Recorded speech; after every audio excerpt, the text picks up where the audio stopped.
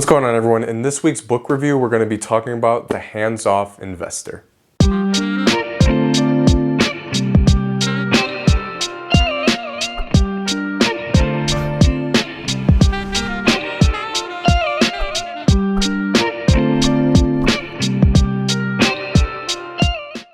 Welcome back, everyone. This book is very interesting. During the 2020 lockdown, when we went into lockdown, I got really into reading like real estate syndication books. Most of the books out there on syndication are really well done. The Hands-Off Investor, however, is different because all of the syndication books out there only talk about how to become a syndicator for other people, like running your fund or running a syndication firm. They talk about how to source deals and how to raise money so that you can become the syndicator yourself. This book's different. This book goes through how to invest passively in syndications. It's written by Brian Burke with Bigger Pockets. It's published through Bigger Pockets. Now, before we go any further, I want to first talk about what exactly a syndication is. A syndication is, like if we're talking about real estate, is when someone becomes an operator, or like the operator or the general partner, and they raise a pool of money from investors. The investors in the deal are known as limited partners. That money is then pooled and then used to go out and purchase a large piece of real estate. There are an endless amount of things to think about if you're either the investor or the operator, both. The Hands-Off Investor was written to give people an idea of what to look for when considering investing with a real estate fund. Most real estate funds are syndicators. This book goes through the different types of syndicators and the different types of deal structures that the potential investor might run into. Another interesting thing that this book goes into is how to properly underwrite a deal that may be presented to you. Now, there is a difference between like a syndication and a real estate fund.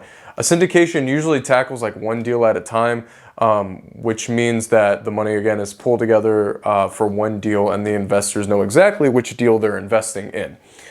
A fund is a little different because the investors are pooling, again, all their money together, but then that fund goes out and purchases different properties with the same fund.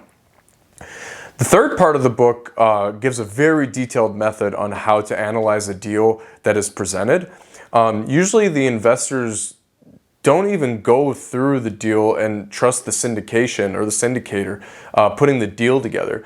But if you would like to double check the numbers that the syndicator is promising you, then you can do it with what is taught in the third part of this book.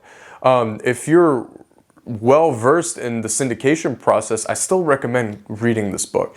Every syndicator and every real estate fund is set up a little bit differently. This book can open your eyes to different ways and other syndicate, like how other syndicators like run their business.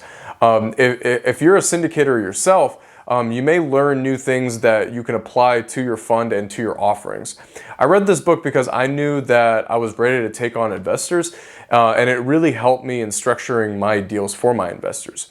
Again, this book's written by Brian Burke, and it's published by Bigger Pockets.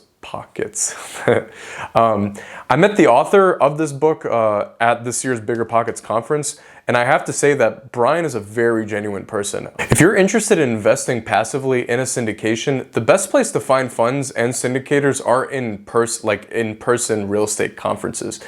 It sucks to say it, but after going through the COVID lockdown and everything being virtual, nothing really beats an in-person meeting where you can ask the operators questions in person.